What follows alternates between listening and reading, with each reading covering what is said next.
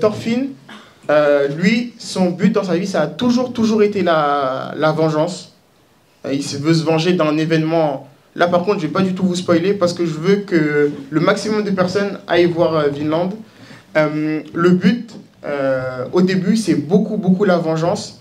À un moment, dans le manga, il y a une rupture de par un événement. On retrouve le héros quelques années plus tard.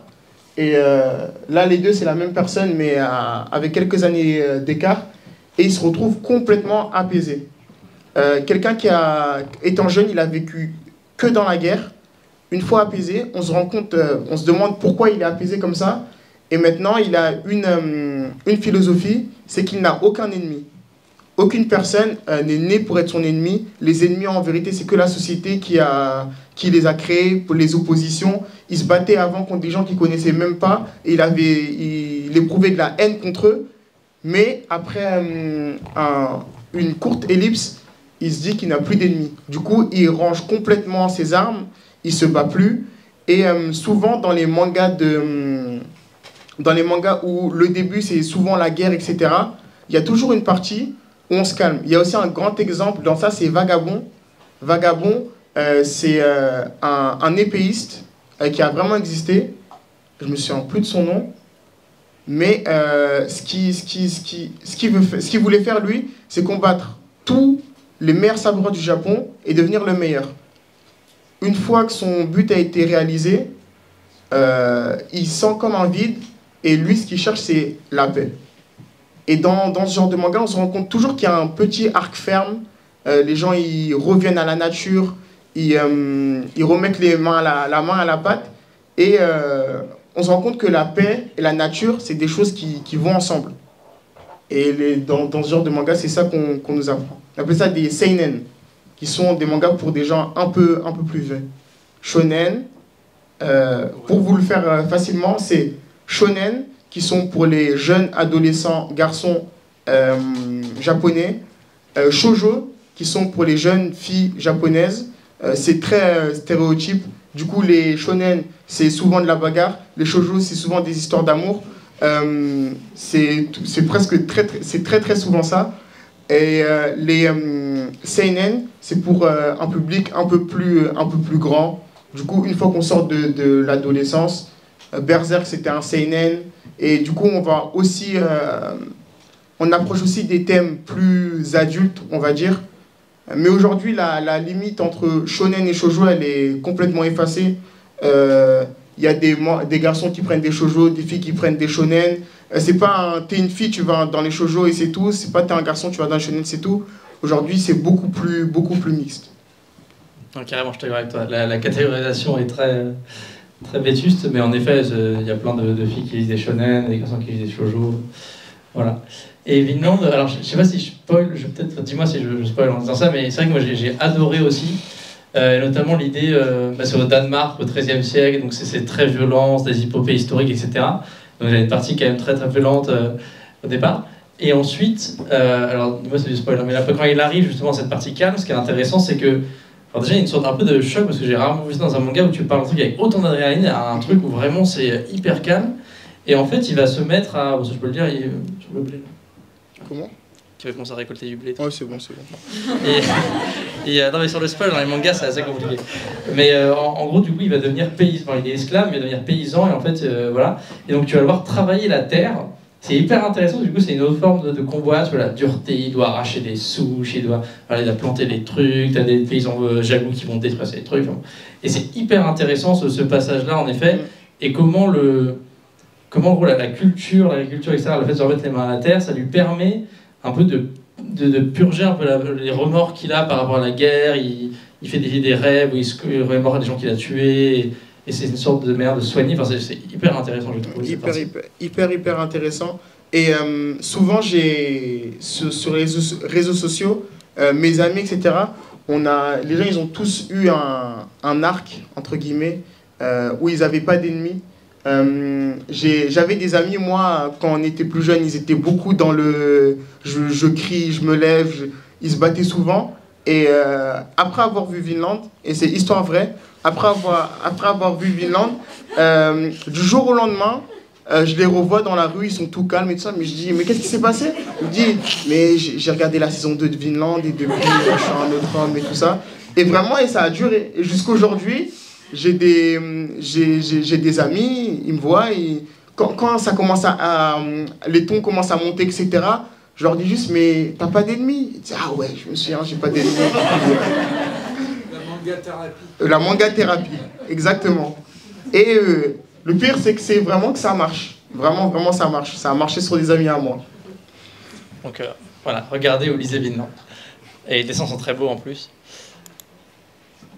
Non. Oui, alors rapidement sur Ghibli, parce que c'est pas ce dont on voulait le plus parler, parce que je pense qu'en plus, pas mal. Qui a déjà vu des Ghibli ici, j'imagine?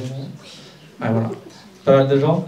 Mais une des idées intéressantes dans les studios Ghibli, quand même, c'est l'idée où, dans beaucoup de ces films-là, ils réenchantent un peu le quotidien.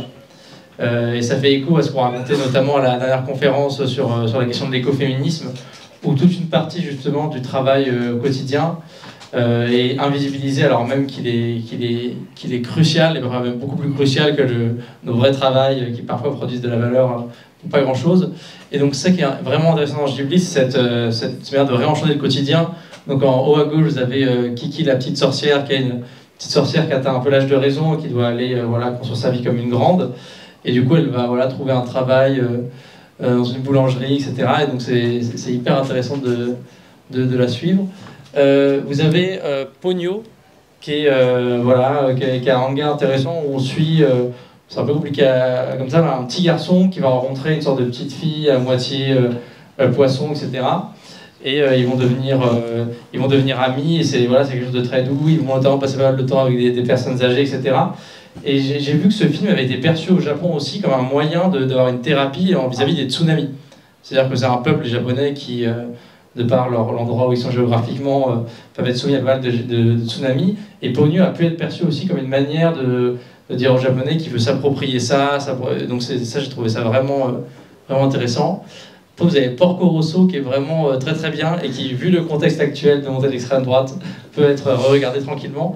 Et qui est intéressant, on suit en fait un ancien officier de l'armée de l'air qui a décidé de se mettre en retrait de la guerre suite au décès de plusieurs de ses amis. Il se transforme en cochon, on ne sait pas exactement pourquoi. Et voilà, vous allez le suivre dans ses péripéties. Donc c'est un très très très beau film. Et j'avais lu une analyse de Miyazaki sur Porco Rosso qui expliquait que pour lui, c'était une sorte de manière... Enfin, Porco, du coup, le personnage principal, c'est quelqu'un qui a renoncé d'une certaine manière, qui a renoncé à ses idéaux, etc. Et que lui, Miyazaki, avait aussi un peu renoncé. Ça veut dire qu'en gros, il explique qu'il était extrêmement, et sûrement toujours, fan des idées de Marx, etc. Et qui pensait que l'homme pouvait les accomplir.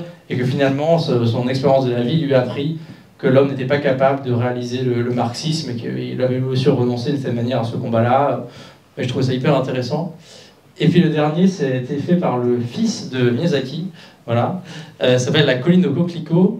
Et intéressant parce qu'en plus, ça correspond un peu à l'actualité. C'est pendant les JO de Tokyo, il me semble, de 1964, où en fait, à l'époque, tout comme aujourd'hui, vous aviez pas mal de destruction de centres de jeunes, etc., de jardins, on pense au jardin d'Aubervilliers, plein de choses, pour construire des bâtiments, pour construire des infrastructures, toujours dans une logique assez capitaliste de Jeux Olympiques qui n'ont plus vraiment grand-chose à voir avec ce qui se faisait.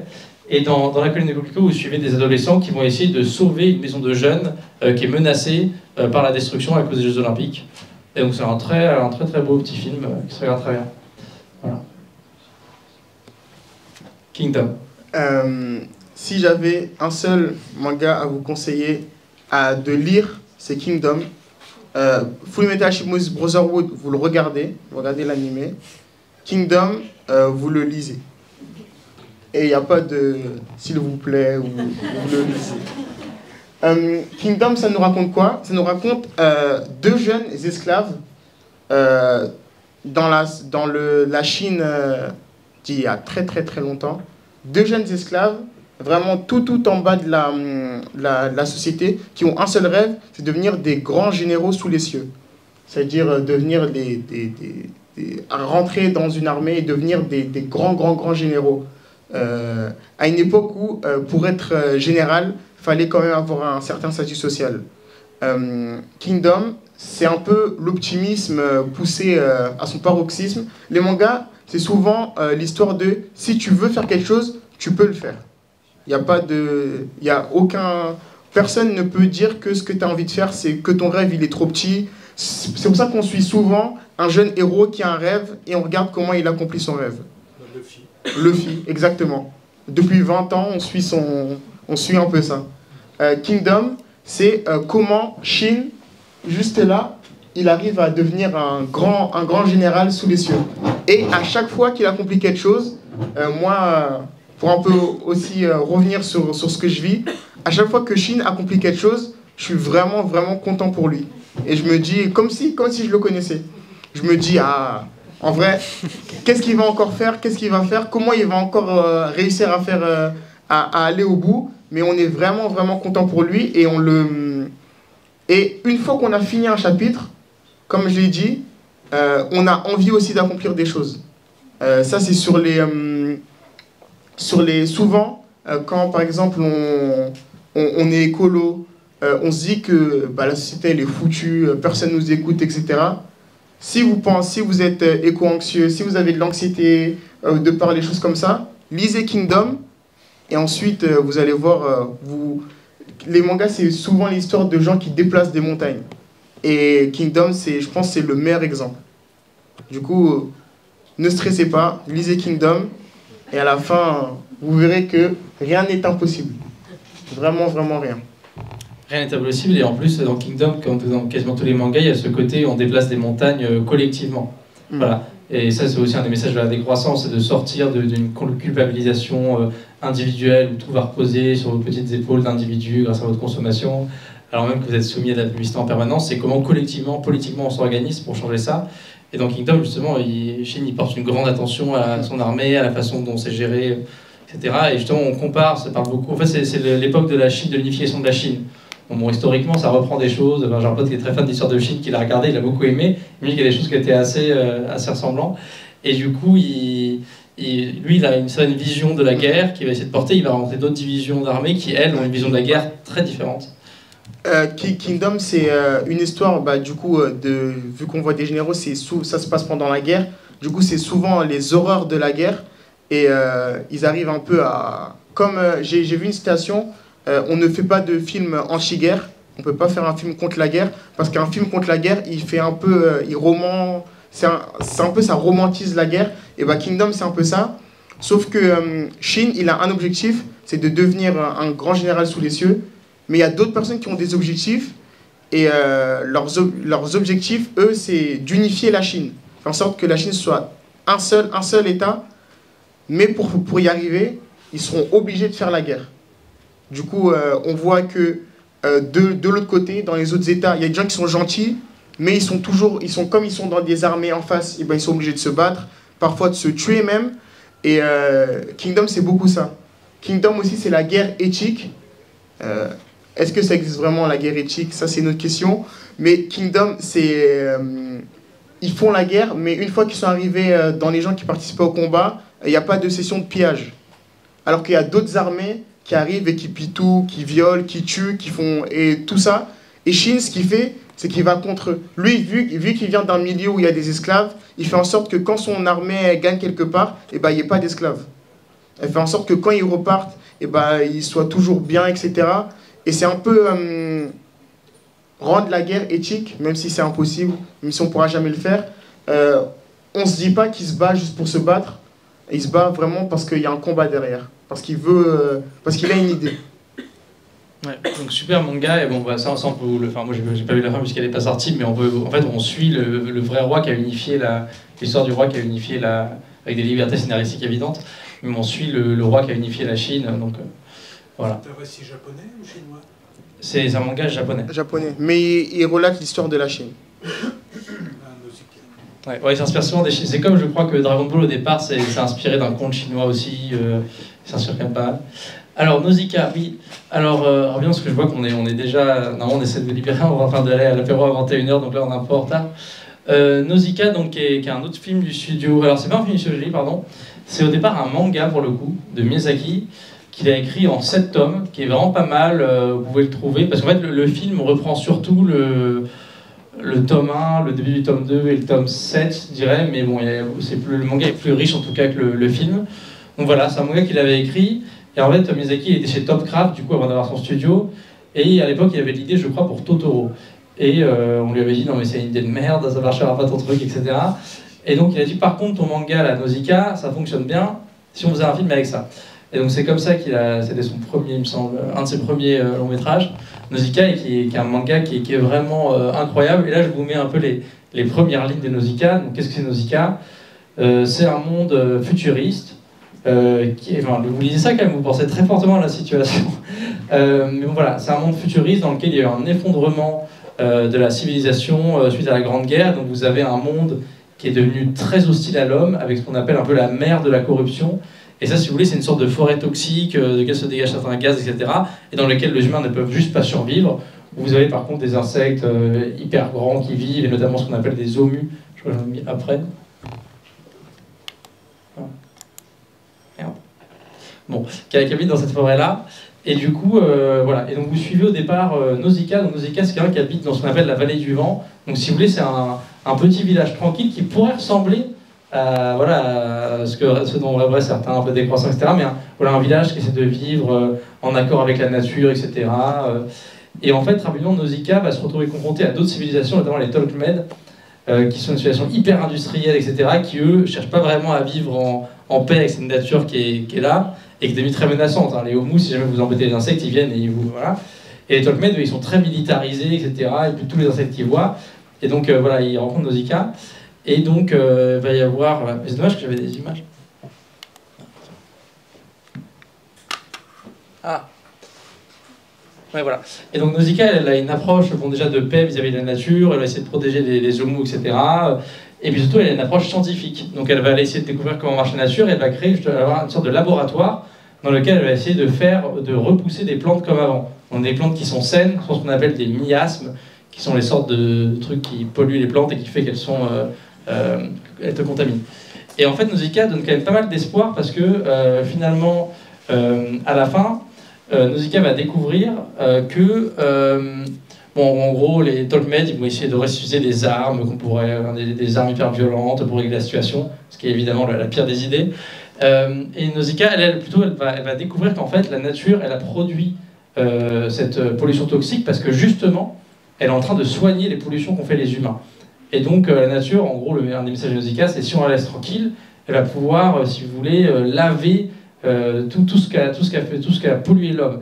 Et justement, c'est aussi un des messages pour moi qui résonnait avec la décroissance, quand j'entends toujours la croissance verte, etc. Mon travail, c'est de conseiller les entreprises, donc il y a aussi ça. Et en fait, il y a toujours l'idée, ouais, on va faire plus pour, ouais, voilà, comment on fait du zéro carbone. Ils veulent toujours faire plus de trucs, et au bout d'un moment, il faut juste lâcher l'affaire, et peut-être faire un peu moins, travailler un peu moins, se concentrer sur l'essentiel. Ça, c'est un des messages clés, quoi. Et Nausicaa, il y a un petit peu ça. Et donc Nausicaa a réussi finalement à la fin à recréer cet équilibre. Et c'est quand même un message, je trouve, plutôt d'espoir qu'on a dans Nausicaa, où à la fin même les Tolkien, notamment une de leurs princesses, se rendent compte que la façon qu'ils ont d'aborder les choses ne fonctionne pas. Voilà. Là, pour la fin, on a chacun un exemple et un peu des questions du coup à vous poser. Déjà, juste là, on a Death Note. Death Note, c'est quoi l'histoire? C'est un jeune lycéen, surdoué, extrêmement intelligent, qui va un jour être en classe, il regarde la fenêtre et voit un cahier tomber du ciel. Il prend le cahier et dans le cahier, il lit les règles et ça dit que chaque personne, si on écrit son nom dans ce cahier-là, la personne, elle meurt. Tu peux aussi choisir comment la personne meurt, etc. Mais chaque personne, si son nom il est écrit dans ce cahier-là, la personne, elle meurt. Du coup, ce qu'il va faire, lui, un peu au début pour rigoler, on rigole pas avec la mort, bien sûr. Un peu au début, ce qu'il va faire, c'est qu'il va voir quelqu'un commettre un délit, il va écrire son nom, il va se rendre compte que la personne, elle meurt vraiment. Du coup, avec ce grand pouvoir en main, il va se dire quoi? Il va dire, j'ai un peu essayé de devenir un espèce de dieu sur Terre. Ce que je vais faire, c'est que à chaque fois que je vais voir un criminel à la télé, dès que je vais voir un criminel, je vais le condamner à mort. Pour faire en sorte qu'il y ait moins de criminels sur Terre. Au fur et à mesure du manga, on va se rendre compte que ça marche vraiment. que les gens ils ont maintenant peur de commettre des délits parce qu'ils vont voir que s'ils commettent un délit, eh ben, ils vont mourir. Sauf que, est-ce que éthiquement c'est vraiment bien ce qu'il fait? Est-ce que c'est bien? Est-ce que c'est bien? Est-ce que c'est mal? Il va être aussi, le manga, ça va être aussi un combat, mais pas point contre point. C'est idée contre idée, intelligence contre intelligence.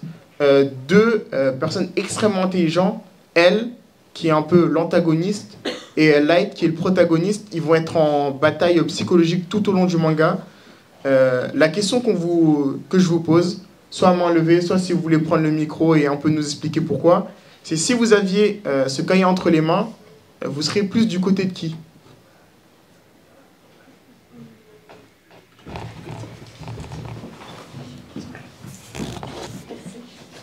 Je pense, comme je disais tout à l'heure, un grand pouvoir implique de grandes responsabilités. Et en fait, ce carnet, à partir du moment où il tombe entre de mauvaises mains, les conséquences, elles peuvent être dramatiques. Et d'ailleurs, ça se profile un peu dans la suite du manga. À un moment donné, ça part un peu dans tous les sens. Et au début, moi, c'était le sentiment que j'ai eu. Au début, on l'apprécie, ce personnage, on le trouve hyper stylé. Et puis après, on se dit, quand est-ce qu'il va s'arrêter? Parce que là, ça va beaucoup trop loin. Et je pense quand même qu'on peut pas... c'est un peu le fait de se faire justice soi-même, en fait, c'est comme ça qu'il résonne. Et forcément, on en voit rapidement les limites. Donc, je dirais... moi, typiquement, quand... j'ai failli faire un énorme spoil. Pas de spoil. Pas de spoil, s'il vous plaît. Non, mais bref, donc du coup, non, c'est un peu la position que j'ai sur ce sujet-là. Et plus côté, on écrit les noms des tueurs et on les tue, ou on en fait quoi du cahier si on le trouve? Je pense soit on le détruit, soit on en fait un objet d'étude, je sais pas, pour voir d'où ça vient, parce que ça c'est incroyable d'où ça sort, ça paraît... moi c'est la question que je me suis posée, et puis à quel moment, après c'est la créativité, et c'est le manga qui est comme ça, quoi, mais non, moi je pense qu'il faut le mettre de côté, mais sinon il n'y aurait pas eu d'histoire. Si de suite il le met de côté, tu te dis non, en fait je vais pas l'utiliser. Épisode 1 et c'est fini. Ouais, voilà. Donc, non, franchement, je pense c'est plus sage de ne pas l'utiliser finalement ce carnet. Et autre question, est-ce que vous pensez qu'on peut réellement plaindre le héros qui l'a utilisé pour tuer les tueurs? Il maîtrise un outil qui le dépasse complètement. Ouais, voilà, c'est ça. C'est ça le drame. Derrière. Je voulais répondre aussi. Ouais. Et, ça fait une bonne transition pour ma question. Du coup, c'était en gros, quelle est la place de la violence révolutionnaire dans la lutte écologique? On parle là du coup des règles, mais du coup, qui a édicté les règles? C'est rarement ceux qui vont utiliser cette violence-là. Et donc, pour mettre à bas ces règles, est-ce qu'il n'y a pas aussi besoin, au bout d'un moment, en fait, d'avoir une violence? C'est ce qu'il y a eu dans énormément de luttes révolutionnaires. Elles ont été sur la guerre idéologique, comme on a vu dans les mangas dont on a parlé. Tous les mangas dont on parle, il y a une lutte idéologique. Et tous les mangas dont on parle aussi, même les Miyazaki qui sont très poétiques et très beaux, il y a toujours aussi la guerre et la violence. Et du coup, est-ce qu'il peut y avoir réellement des changements structurels sans violence? Du coup, moi je pense que si j'avais le carnet... Non, mais... en tout cas, merci pour ta question, et ça me met une transition avec l'autre. Donc c'est la question, je l'ai aussi posée dans le bouquin, et c'est une question qu'on pose évidemment dans la lutte révolutionnaire. Mais c'est vraiment la question de Code Geass, alors qu'il y a un monde, en fait, Code Geass, c'est un monde, si vous voulez, où il y a trois puissances qui s'affrontent, et une puissance en particulier qui est très agressive, qui s'appelle Britannia. Alors, dans le bouquin, je cite justement le discours un peu de l'empereur, et qui est un discours hyper capitaliste, qui est accaparons-nous, dominons, enfin bon, c'est très... Voilà. Et le Japon est une colonie, du coup, c'est la colonie 11 de Britannia, et il y a deux personnes qui vont essayer de libérer le Japon, mener une lutte révolutionnaire pour libérer le Japon de l'emprise de ces colonisateurs de Britannia. Et vous avez d'un côté celui qui est en haut, qui va essayer, lui, justement, en fait, ce qu'il va faire, c'est que le premier, celui qui est en haut, il va commencer à aider les terroristes japonais, les terroristes du point de vue de Britannia, du coup. Mais il va aider les gens qui essaient de libérer le Japon en mettant des méthodes, etc., de la stratégie, et il aura une méthode pour essayer d'avoir le pouvoir par la force, par la violence. Et il va essayer de convaincre son ami, celui qui est juste en dessous là, de le suivre là-dedans. Et son ami lui ne veut pas vouloir, et son ami lui, ce qu'il va essayer de faire, c'est au contraire d'intégrer l'armée, de servir au mieux possible l'armée de Britannia, en espérant pouvoir la changer de l'intérieur, notamment parce que, en fait, dans l'armée de Britannia, quand tu arrives à un certain niveau de pouvoir, tu peux demander, si vous voulez, une sorte de monopole sur une zone, et ils comptent faire ça. Et donc tout le manga en fait pose cette question de quel type de violence, etc. Vraiment dans le bouquin, je ne donne pas de réponse, etc. Et pour l'association, nous on soutient régulièrement les Soulèvements de la Terre, en tout cas dans les actions par exemple, qu'ils peuvent faire de sabotage contre des machines, ça ne nous dérange pas. Voilà. Après sur la question de la violence, on la laisse ouverte et je préfère pas y répondre. Mais en tout cas, les mangas posent directement ces questions et c'est une question évidemment qu'il faut se poser. Un manga qui pose bien cette question, c'est Naruto. Naruto, ce qu'il fait, c'est... Naruto, pour vous expliquer un peu l'histoire, c'est un jeune qui a un démon en lui. Toute sa vie, il a été mis... En gros, ça a été la risée de son village. Toute sa vie, ça a été la risée de son village. En gros, parce que juste avant sa naissance, il y a un démon qui a tout détruit. Et après, ils ont scellé le démon dans son corps. Et du coup, pour ça, il se fait harceler. Et lui, son objectif, c'est de devenir le Hokage. L'Hokage, c'est un peu le président. Il veut devenir président. C'est ça, sa vie. Lui, ce qu'il fait, c'est que quand il y a un combat, on utilise des jutsu, ça s'appelle. Des jutsu, c'est des techniques de feu, de foudre, et des techniques juste avec les poings et les pieds. Mais lui, on lui a inventé un autre jutsu, on appelle ça le Talk no Jutsu. C'est un jutsu qu'il utilise avec sa bouche. Lui, ce qu'il fait, c'est que quand il va voir, vu qu'il a vécu une trajectoire qui aurait pu l'amener vers le fait d'être un méchant, et ben, il va essayer de comprendre pourquoi les gens ils sont méchants, et il va essayer aussi de régler psychologiquement les méchants. J'allais spoiler, mais je ne vais pas le faire. Souvent, on dit de Naruto, ouais, mais Naruto, il fait que de parler, c'est pas bien. En gros, Naruto, c'est que du blabla, c'est que du flashback, c'est que du blabla, et c'est pas assez d'action.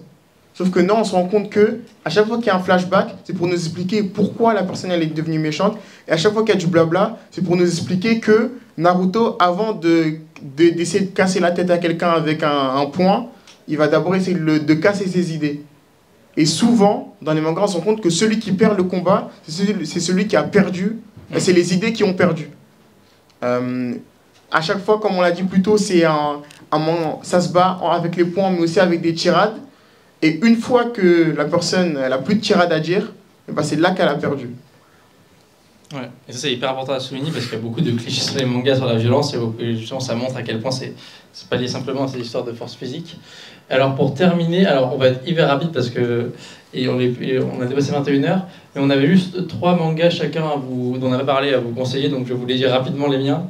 Du coup il y a Terrarium, qui est un manga ce qui est cool c'est qu'il se lit très rapidement, c'est en 4 tomes, c'est très récent, c'est un manga si vous voulez les humains habitent dans ce qu'on appelle l'archéologie, c'est une sorte de, vous voyez le truc Neom en Arabie Saoudite, c'est un peu ce genre de délire là.